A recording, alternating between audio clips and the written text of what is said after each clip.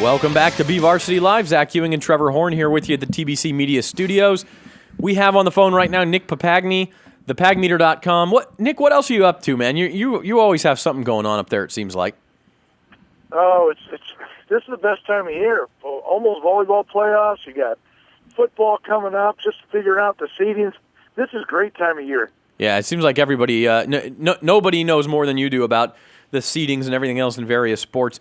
We'll talk a little football. I'm going to begin with the team you have ranked number 1 in the section, and that's Bullard. I think Andy at the B also has him 1. We have him number 2 behind Ridgeview. You know Bullard better than anybody. You're a Bullard alum, and you follow the program pretty closely, I know.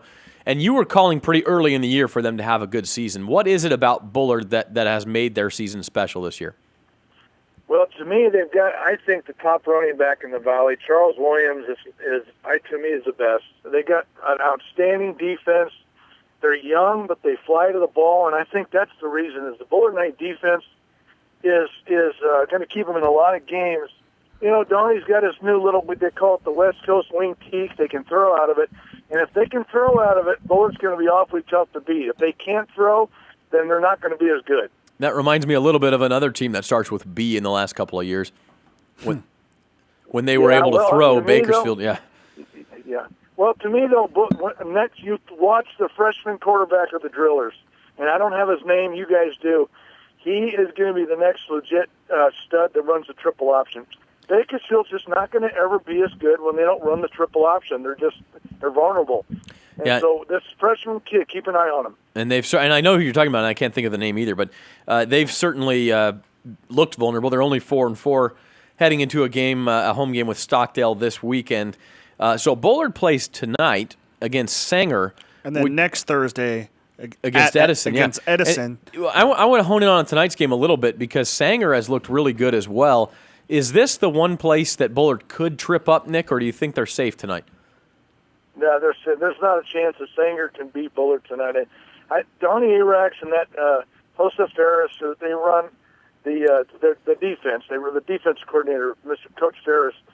I don't know what it is, but they can coach against the triple option, especially Sanger. They won 8 in a row away from Sanger. And you play Sanger and Sanger, it's like Texas football. It's nothing like it. But yeah. I think Bullard's defense will force Sanger to throw the ball. I've got it around a 35-14 game, maybe even more than that. I don't see Sanger scoring much on the Bullard defense. Yeah, and Bullard has been putting a hurting on teams lately, and I agree with you. I think if the game was at Sanger, maybe it gives you just a moment's pause, but it's up in Fresno. I like Bullard tonight. Rankings-wise, you know, you've been pretty consistent with Bullard at 1, Ridgeview at 2.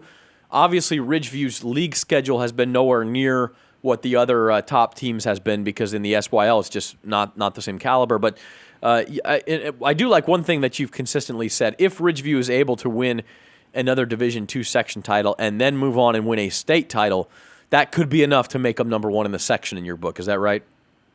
No question about it. I think there's no question that the Valley or the section championship will be at Ridgeview. I think they're going to be playing Lemoore. Lemoore is the only team in Division II can match up with Ridgeview. No one else can. Tulare doesn't play the schedule. I don't know. I want to ask you guys, how come you don't have Lemoore in the top 10? Because they're by far the second best team in Division II. They're 21 points favored over Hanford.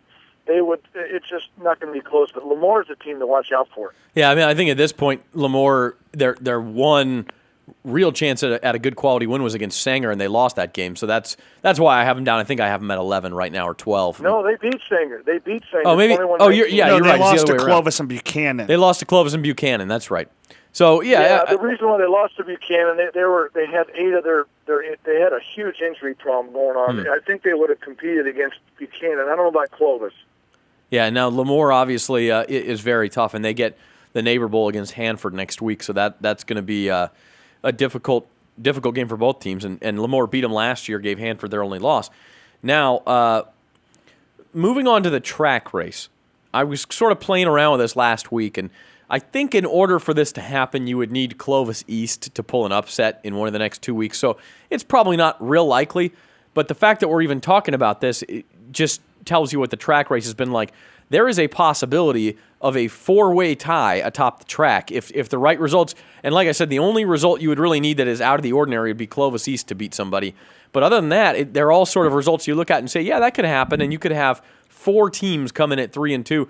You could very easily have 3 teams at 4-1 in the track race. What's your take on that? Is Clovis still the best team in your book, or is it Clovis North? I think it's probably still Clovis, but they've obviously looked vulnerable too. Yeah, I called it a 3-way tie way back when, but I think Clovis and Clovis North. Clovis just can't. I just don't feel good about the North defense. You're dealing with 2 good offenses, but I think the edge might go to Clovis on defense on that side.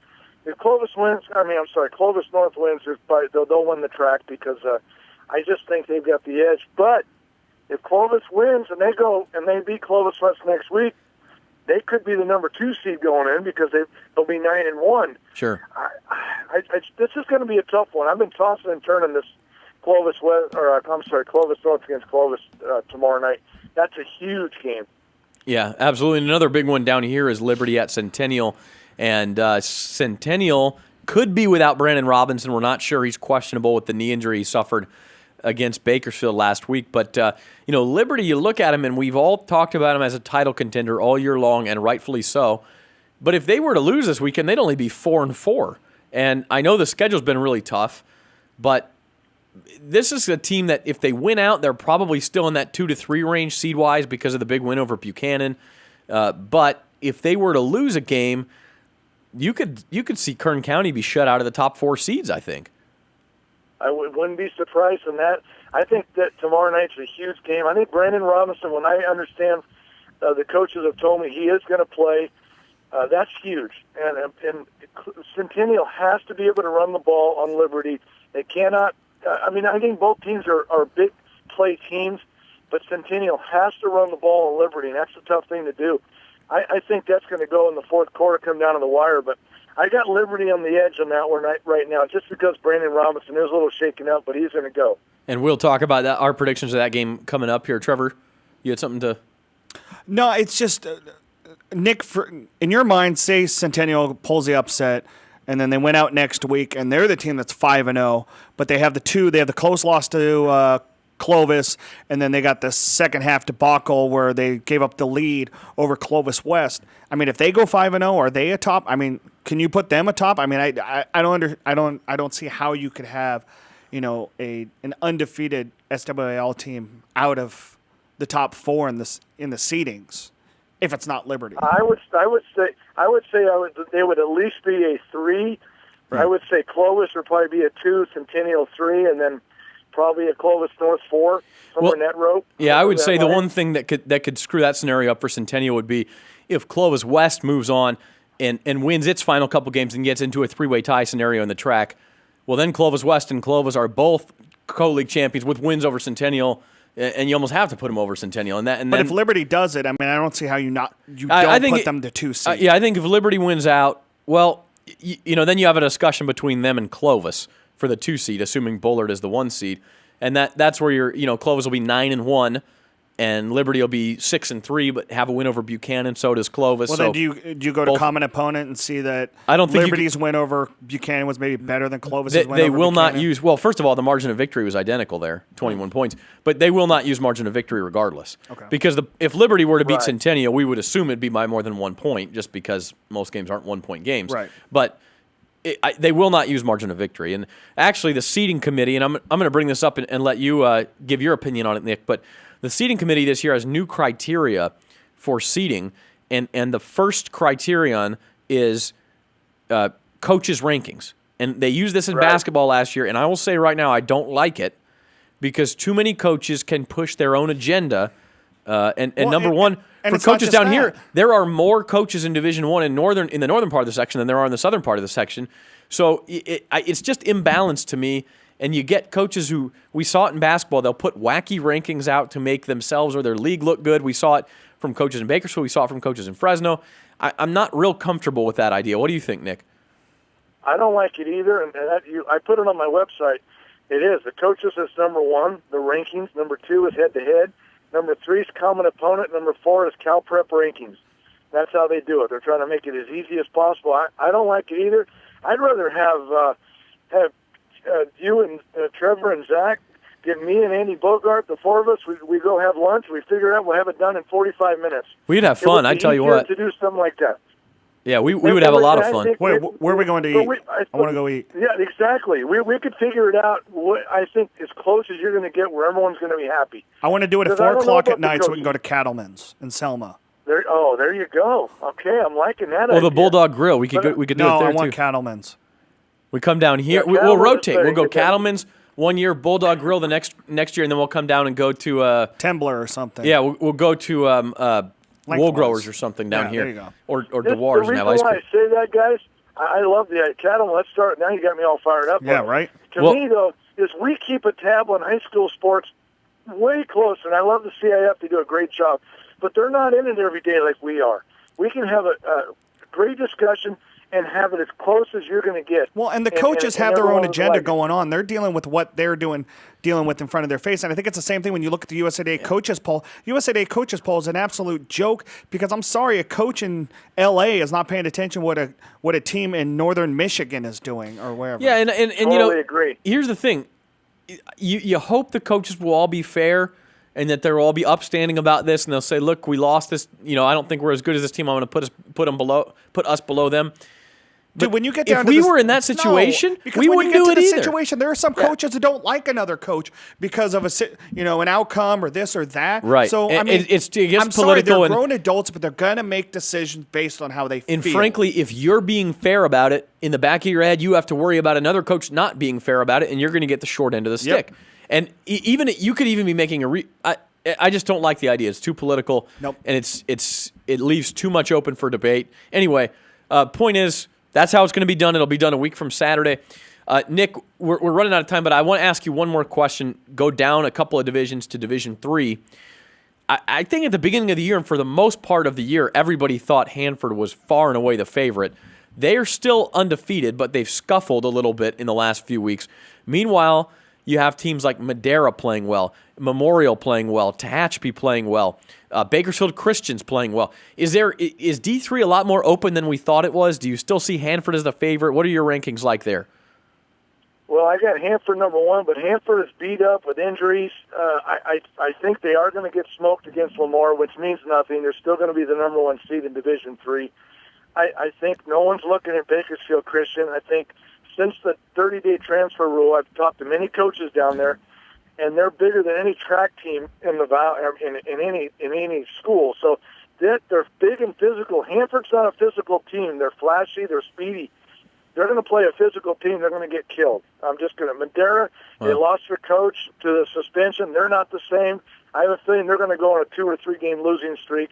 The team to watch out for is probably Bakersfield Christian, Hanford, and I'm missing one more. Who's Memorial? My number 2 seed? Memorial. Memorial's will be battle tested. I think Jonah Johnson, to me, is a legitimate 5-star athlete in Madera South. He's clearly the best athlete in the Valley. He's not going to play tomorrow. So Memorial shall end up at 7-3 and probably the number 2 seed. The Panthers will be battle tested as well. And we'll see. They're very physical on defense. Speaking of battle tested, we'll really kind of find out if Tehachapi's ready for prime time tomorrow night. They get Ridgeview up on the mountain tomorrow. So Tehachapi has not had a real tough schedule. This year is all about the teams that are battle tested. You can look at every game, look at the teams who they played against, if it's a soft schedule, and 90% of the time the team that's battle tested will win. It's unbelievable this year. Great stuff as always from Nick Papagni, the Pag Meter. Louis Amestoy walking in the studio here. He's on the phone. He's more important than anybody else. He's not on the phone. He's listening to a headset. Nick, Louis, did you have something for Nick before you let him go? Where's Ridgeview ranked in your polls? I got Ridgeview number 2, and the reason why is because they're playing in the South Yosemite League. Number 2 in my top 25.